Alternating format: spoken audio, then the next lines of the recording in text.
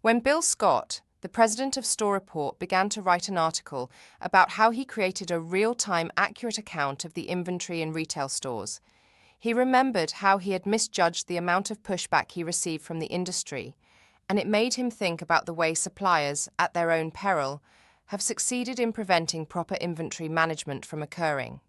The movement of inventory creates the environment needed for retail stores of all kinds to make a profit and grow, but suppliers have yet to understand that their fate depends on the actions that take place within the walls of these retailers in order to make their own businesses successful.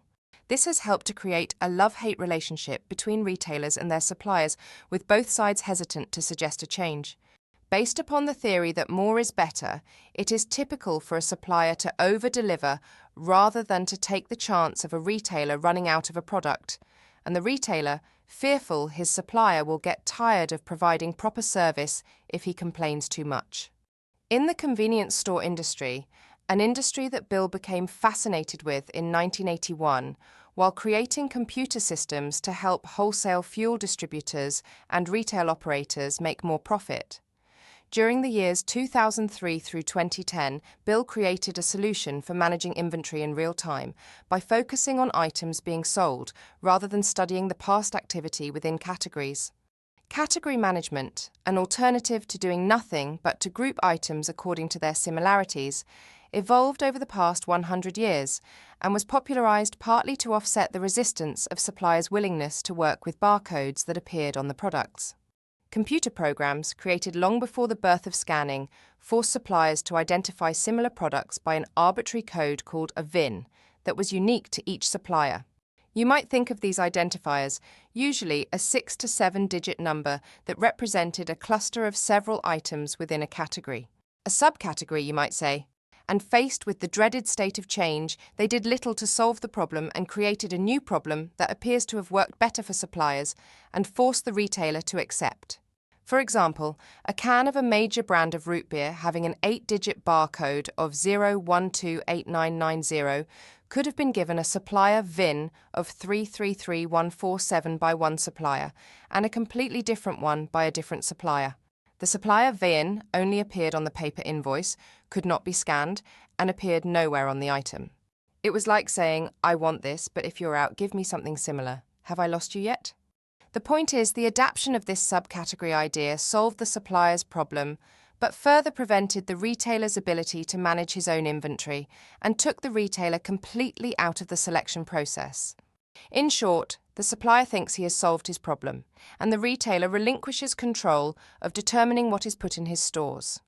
Imagine, if you will, a box in the supplier's warehouse with the number 333147, which originally contained a product such as Campbell's pork and beans, but could also represent Del Monte pork and beans, or just beans if the supplier runs out of the product that the number 333147 originally represented, with varying cost and the suggested retail price for each brand and profit margin not taken into consideration.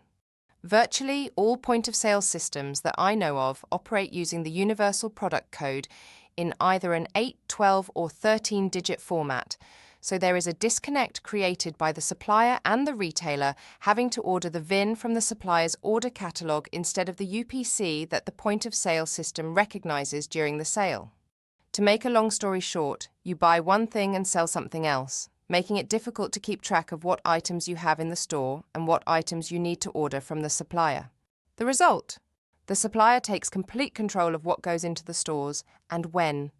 The problem is that in order to realize you best profit, you need to be carrying stock for the people in your neighborhood and not a market that covers 100 square miles in all directions. However, store personnel occasionally place orders for inventory, and if the supplier is out, they doesn't send it.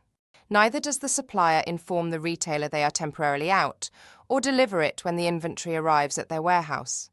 How does this process function in real life? Poorly. The supplier manages the inventory sent to stores with minimal insight into their actual needs.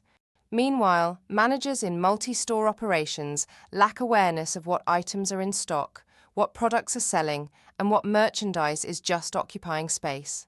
This leads to dissatisfied customers, poor reputations, and carrying cost, which rapidly consume profits like a forest fire. In the 44 years that Bill has worked with convenience retailers, he has yet to find a retailer that did not stock twice the inventory needed to meet customer service level.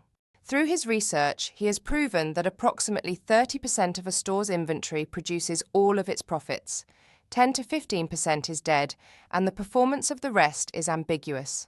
The question is, how do you identify the inventory that falls into each of these classifications? With few exceptions, you can't, yet every item that sits in your store has a negative or positive impact on store profits. The notion that if you put everything that your customers might buy into your store or stores, your sales may go up, but the carrying cost of the inventory could have the opposite effect and steal the profits you've earned. It's a simple concept, but you would be surprised as to the number of retailers who do not understand it. Knowing what not to put in your stores could play a major role in the difference between a profitable store or one that is not profitable.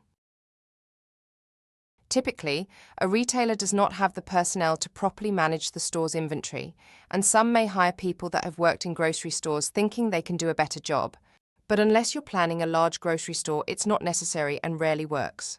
Convenience stores cannot be managed by people with a grocery store mentality because they come to us with a different set of assumptions and skills. If you want to be successful in the convenience store industry, you must not ignore the fact that the average shopper spends 42 minutes in a grocery store opposed to 4 minutes in a convenience store. They came to a convenience store to buy gas, use the bathroom, and grab a snack or a cup of coffee.